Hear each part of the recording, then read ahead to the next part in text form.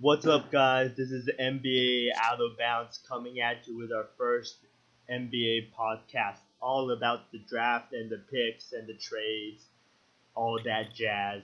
So let's talk about the first round, shall we? Starting with the trade between the Philadelphia 76ers and the Boston Celtics for the first pick. What do you guys think about that? So we're gonna start with the summary. The Sixers traded for the first pick to take Markel Fultz, and the Celtics traded down to number three, who would later land Jason Tatum. But we're gonna talk about the Sixers and Markel Fultz first, and see how we feel about that pick. Yash, what you got? Um, I don't see any problem with that at all. Markel Fultz is a very solid pick at number one. And I do think he could fit in quite well, dual point guard with Ben Simmons, if that's what they want. Big man Embiid is there, Sarek. I feel like it was a pretty obvious first pick for the 76ers. Did you guys hear about the new nickname that Embiid coined for them? The Feds. The Feds are coming. You know, pretty good Feds? name. It sounds kind of weird, but okay. Yeah. So Trust the obviously, process. Just trust the process. yeah. So Fultz's pick was basically to speed up the process, and it's now changed to I believe it was in the moment or something like that. So I think it's a great pick for the Sixers really to get Fultz to pair up with Embiid and Simmons, even though we haven't really seen Simmons play yet. There's a bright Yeah. future in Philly. I mean, there is one question I have. It's kind of like a worry I have. Like Simmons, not Simmons. Fultz. He played with the team he played with was pretty trash to say the Washington. least. They had a losing record. They were just not a great team. Washington. So that's a worry I have. Like, yes, he led the team, but he led a horrible team. Yeah. Like that was just a worry I had. I think sometimes that might have an impact, but I think for a number one pick and projected to be like the future superstar, I don't think that's gonna have much of an impact at Yeah. all, In the case to of be Marco honest. Fultz, But I that's don't just think. my Yeah, view. Yeah. In the but case of Marco he Fultz, I was think it's fine. yeah. But he did have solid stats: 23 points, 5 rebounds, 5 assists, Yeah, that's one and a very half all steal. round, Yeah, he had a PER of almost 28. and that's really good for a Yeah, player. he was he was huge for his team. I Is feel there like So anything Marco Fultz else can anyone do. wants to add on? Yeah, I feel like Marco Fultz can do it all, man. It's just like it's a great first pick. It's just that I question whether the Sixers kind of gave up too much for the pick. With the next round's pick as well. I mean, the whole trade package only involved swapping the number one and number three, as well as giving Celtics a future first round pick. I think the Sixers can afford to take that. I don't think they want to do anything else at this moment. I think this is a great trade for the Was it the Sixers. Sam Hinkie's plan all along? You know what I mean? Sam Hickey died for their sins. Yeah, man. Spoiler alert, he didn't actually die. He metaphorically died for the Sixers. Okay, So let's so move on. let's move on to Let's the move second on to our pick. second pick. Yeah. To my man Lonzo Ball. You want to talk about it? Yeah, let's go. Okay. What do you guys Josh. think? Lonzo to LA? Good choice for LA or no? I think it's a great choice. Honestly, because you know, a lot of analytics have shown how Ball can really fit in with the system in with Luke Walton specifically, and I think that's great for not only Ball's development but also the Lakers franchise moving forward. Because now you have a solid floor general leader at point guard. You don't have to worry about that position, and you don't have to worry about him leaving when something drastic happens because he wants to be an LA, he wants to be a Laker. This is a great pick for the future. I think LeVar Yep. Ball aside, I think this is a great pick for the Los Angeles Lakers. You know, um, franchise changing. I like he might not be like the number one player in the team because he's more of a distributor. He makes people around him better. But I think if we sign a couple of stars, if that's possible, he can be a great pick. He can be a outstanding pick. But right now, he's just a great pick. He's just one of the pieces to the puzzle to make us a better team. And yeah, and I mean, one of the things that is really important for Magic and Magic Johnson, Rob Pelinka, is not just how they play, but their personality and determination. And that's something that stood out to Magic, because like Lonzo Ball changed UCLA, their basketball team, to put them at the top. And now everyone knows UCLA. If you see next year's team, there are 5-star recruits. There are all these like LiAngelo as well. UCLA is like he's brought them back to the top. Prominence. Yeah. And he changed like as a freshman. He made quite a big impact. And I think that's what they're hoping he can do with the Lakers as well. Yeah. Yeah. Just some stats. He averaged 14 points, 6 rebounds, 7 assists, 1.8 steals. Really Pretty Very solid. solid. Very solid, yes. The points aren't great, but he led the league. He led the NCAA in assists, which is what people would have been expecting. It's what the Lakers are drafting 'cause- him for. Yeah, pass first point guard. Yeah. Yep. Is there anything else anyone wants to add about Lonzo? No, I think it's just a great pick. great pick. Not It's a talking about good Lonzo pick. Ball, but I mean, if Luke Walton and Magic Johnson can control LeVar Ball and LeVar Ball doesn't talk, then it should be a great pick. I mean, How about we don't even talk about LeVar Ball at all because he's so insignificant. Hey, I mean, just one thing. Magic and Rob, they actually met up with LeVar. They met his parents. They seem to like each other, so I don't think there's too much to worry about, at least for now. Yeah. good. If there is, we can talk about that in a future video. Yeah. Yeah. So third pick, Jason Tatum. A little bit of a surprise to some people. What do you guys think? Nah, not a surprise. I think. You want to go first? No, you can go first. All right. I don't know. I actually don't know about this pick because it's in this weird position where the Celtics they're already title contenders. Actually, they're not really title contenders, but Title they're contenders. one piece away from being a title contender.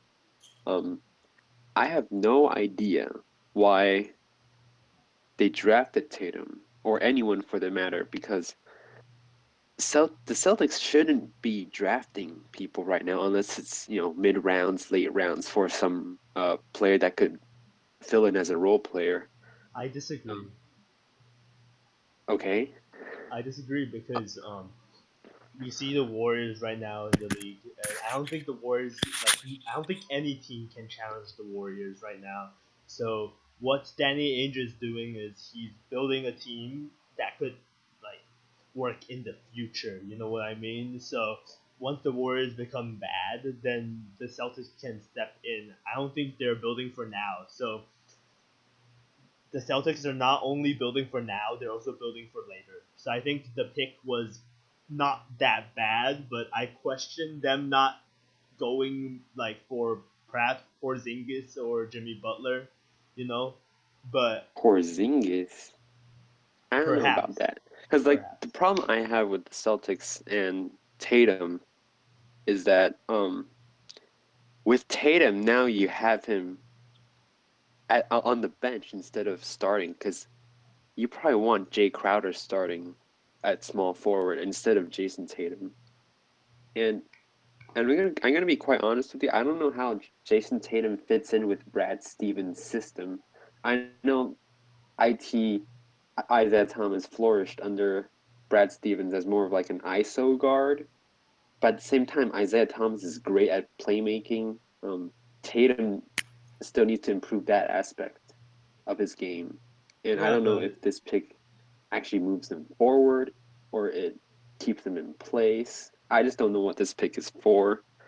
I think the Celtics would have been better if they had traded this pick for another star to accelerate their process moving forward to knocking off the Cavaliers and making it to the finals, because you have to give whatever chance you have to go to the finals to even compete, in my opinion. And that, I think, with Horford, with IT, with Crowder and Bradley, you have great pieces. I don't get why you guys don't want to move forward by trading this pick, for that matter. Do you think the Celtics can realistically compete with the Golden State Warriors if they add, like, for example, Jimmy Butler? Does Jimmy Butler fit in Brad Stevens' system? Well, no one expected the Dallas Mavericks to defeat the 2011 Miami Heat, or expect the 04 Pistons to upset the Lakers in 2004. Yeah, but those two situations. I'm just saying, right? there's now a chance. The Golden State Warriors have 4 stars in their team. If you look at those other teams, I mean, it's different. The 2004 Lakers did have, the so-called Big Four, which isn't really a Big Four.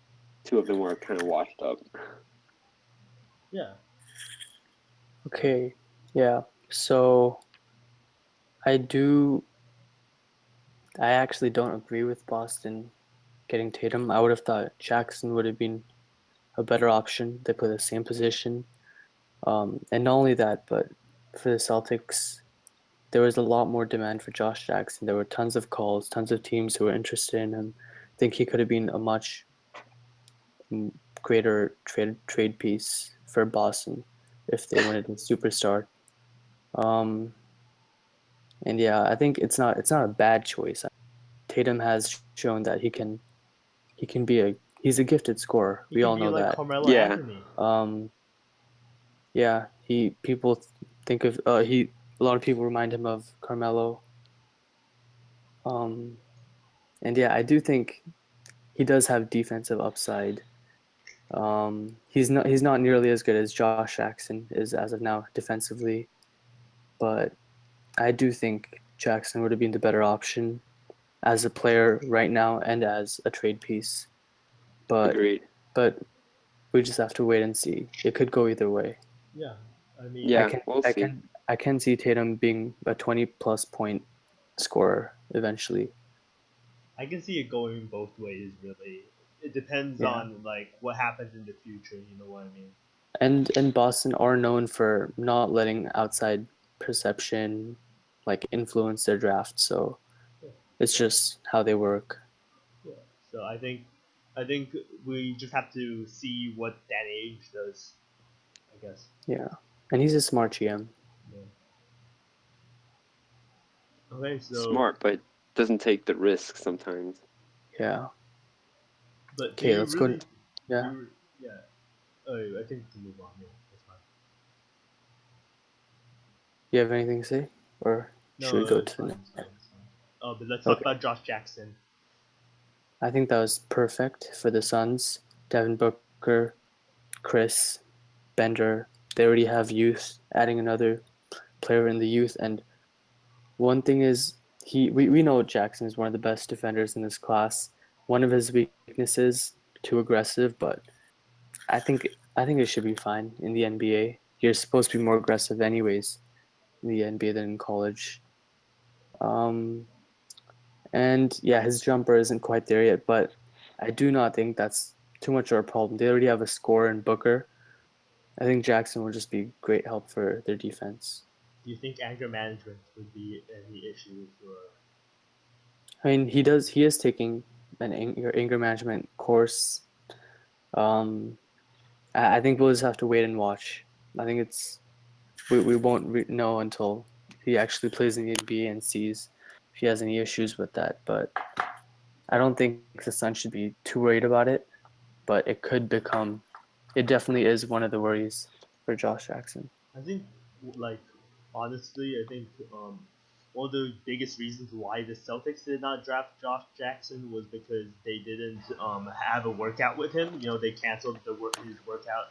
Like, he canceled his workout with the Celtics. Yeah.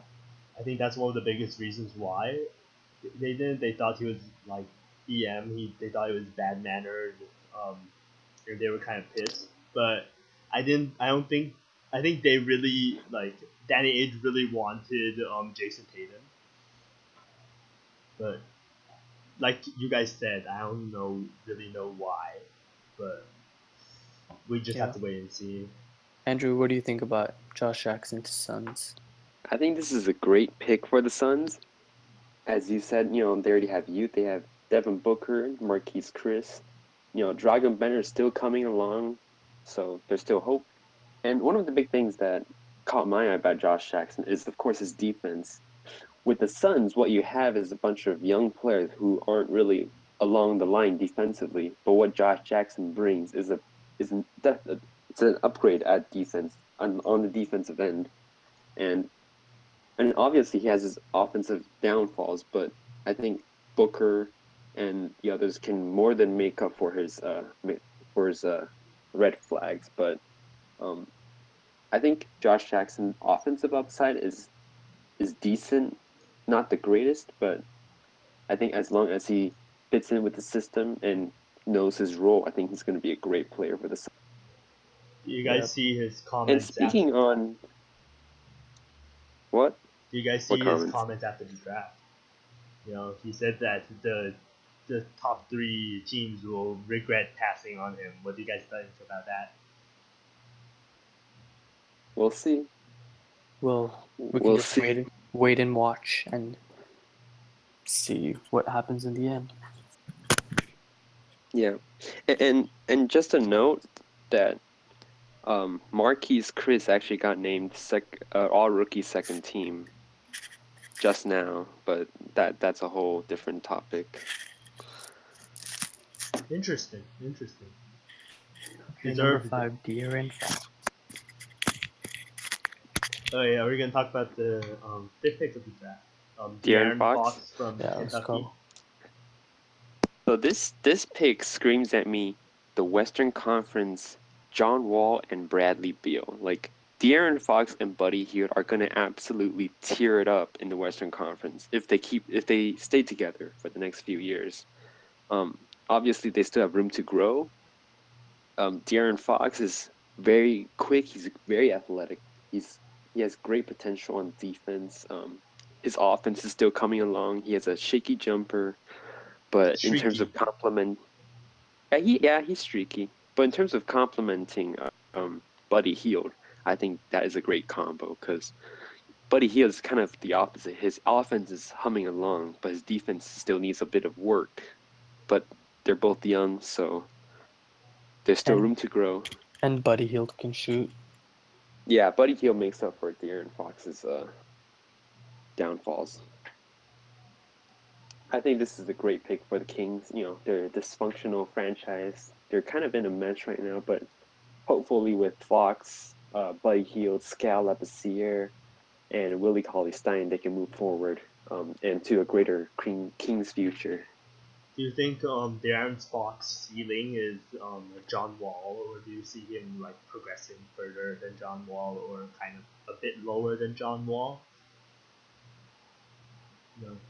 Is right now John Wall is one of the best point guards in the league, and we see the comparisons between De'Aaron Fox and John Wall. I'm gonna be quite honest. As much as I like De'Aaron Fox, I think I don't think he's going to be as good as John Wall is right now, or ever, because one of the things that tend to mess up our judgment of players is what conference they play in. In the West, you have a lot of really excellent guards. In the East, it's a lot thinner in competition, but Wall stands out in both. I don't know if Fox can stand out in both. What do you guys think? I agree. I don't think De'Aaron Fox De'Aaron Fox certainly has the potential to be as good as John Wall, but like you said, playing in the West, it's going to be hard against a lot of the best guards in the league. Of course, De'Aaron Fox is on like on call and on board. And he's saying that he wants to like rivalry with Lonzo Ball. We'll see what happens with that. But I think De'Aaron Fox can certainly be a great player in the league, but I'm not sure he's going to be as good as John Wall. Okay, so yeah, so De'Aaron Fox, he did shoot only 24% from downtown in college. I mean, but I do think shooting can be taught. You can improve. Just like a Jason Kidd, he wasn't a shooter when he came to the NBA. He ended up as a great shooter. How many If you years look at did it take Jason Kidd though? what? How many years did it take Jason Kidd to learn how to shoot? Yeah, but He then never just really learned how to shoot we're until look, late in his career. we're looking at you guys also compared him to John Wall. John Wall, he is a horrible 3-point shooter. He is improving, but I mean, look at his first 3 years. He shot 29% his rookie year. He shot 7% from three his second year, 7%. And then his third year, he shot 26%. So I mean, he can't shoot much.